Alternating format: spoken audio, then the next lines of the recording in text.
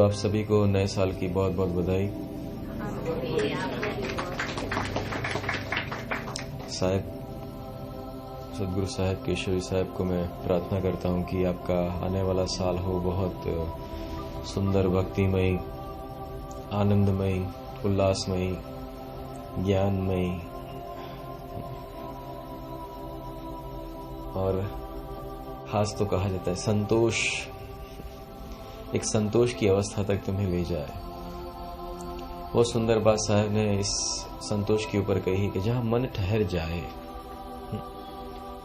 कोई एक ऐसी जगह हो, ऐसा मुकाम हो जहां मन ठहर जाए, बस यही चाहिए था और बस इसी में रहना है। ये दो शब्द जहां निकले, मुझे यही चाहिए था और इसी में रहना है, वो संतोष है। चाहे तुम उस अवस्था से ऊपर नीचे आ जाओ, आगे पीछे हो जाओ, कोई बात नहीं, उस जगह पर जाकर ठहरना सीखना चाहिए, बस संतोष तुम्हें मिल गया। संतोष एक ऐसी अवस्था है जिसकी अनुभूति तुम करते हो, उसमें तुम्हें चले जाना है, उसे संतोष कहते हैं। संतोष वही व्यक्ति प्राप्त कर सकता है जो मन को ठहराना जानता हो, जिसके अंदर मन की अनंत उर्मियां अगर छलकती हो, वो वहां संतोष की उत्पत्ति नहीं हो सकती। अगर संतोष भी वहां मिलता है तो क्षणिक संतोष मिलता है, जिसे क्षणिक संतोष को संतोष नहीं कहते, उसको दिल बहलाना कहते हैं। सोचना यह है कि पिछले साल में हमने क्या पाया, पिछले साल ने तुम्हें क्या दिया, तुमने क्या कमाया। जो हुआ सो हुआ, अब आगे क्या करोगे। हमेशा एक बात याद रखें, अगर तुमने भूतकाल में झांकना शुरू किया और वहां से तुम्हें पता चला कि तुम्हारी बहुत सारी गलतियां हैं, तो ये एक अच्छी बात है कि तुम अपनी गलती को ढूंढ निकाल सकते हो और उन्हीं गलतियों को तराश कर, उस गलतियों को निकाल कर खुद को शुद्ध कर दो और नए साल के लिए तैयार कर दो। और जो गलतियां की थी वो न दोहराकर मैं उस तरह से चलूं जिसमें मेरी प्रगति हो। तुम ये दूसरी, मैं सबसे बड़ी बात आप सबको बताऊंगा, एक अपने लक्ष्य के साथ चलो। तुम्हारे पास लक्ष्य ही नहीं है, तुम लक्ष्य विहीन हो।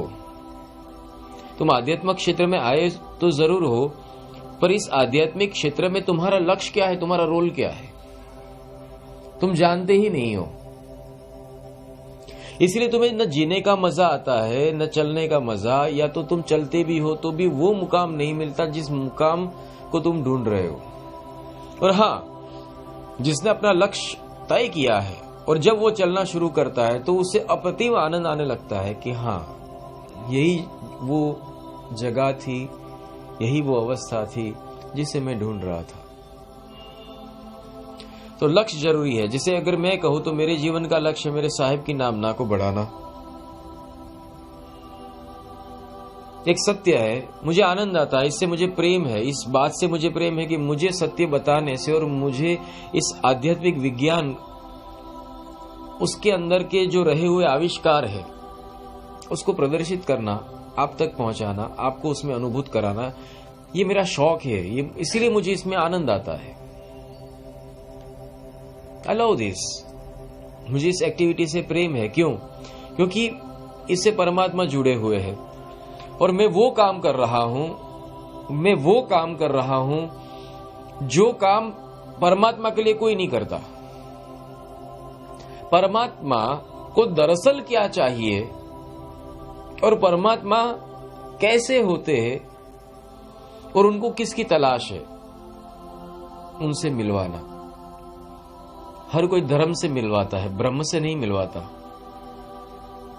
हर कोई रीति रिवाज से तुम्हें मिलवाता है, कर्म कांड से मिलवाता है, परमात्मा से नहीं मिलवाता। इसलिए परमात्मा भी कहीं सूखा है, भक्त भी कहीं रूठा है।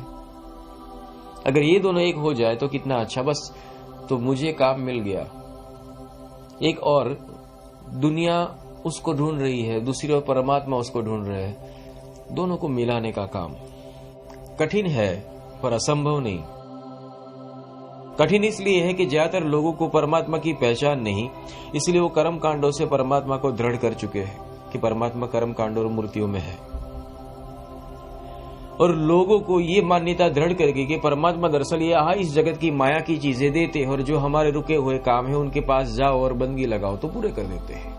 बस ये दो बातें में दुनिया फंसी हुई है, इसलिए न परमात्मा ऐसे है न लोग इस तरह से परमात्मा को मिल सकते हैं।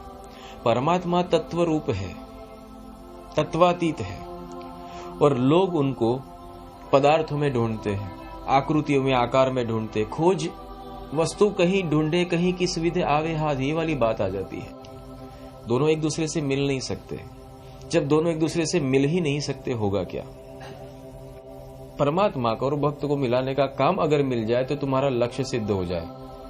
तो मुझे मेरा काम मिल गया, मुझे मेरा लक्ष्य मालूम है। तो आपका लक्ष्य क्या है? आपके जीने का लक्ष्य क्या? सोचना आपको यह है कि अब मेरे जीने का लक्ष्य क्या है। तुम तुम्हारा लक्ष्य तय करो कि मैं किस लिए जी रहा हूं और मुझे करना क्या है। जब तुम तुम्हारा लक्ष्य तय करोगे फिर तुम्हें आनंद आएगा कि तुम किस दिशा में जा रहे हो। और हाँ, तुम्हें पता चलेगा कि अब मैं मेरे लक्ष्य से करीब आ रहा हूं, अब मैं मेरे लक्ष्य से करीब आ रहा हूं, जो मुझे चाहिए था उसके पास आ रहा हूं। और फिर जब जो चीज तुम्हें चाहिए थी वो मिल जाती है, उसका एक आनंद आता है। तब तुम बोल उठते हो कि मुझे खुदा मिल चुका।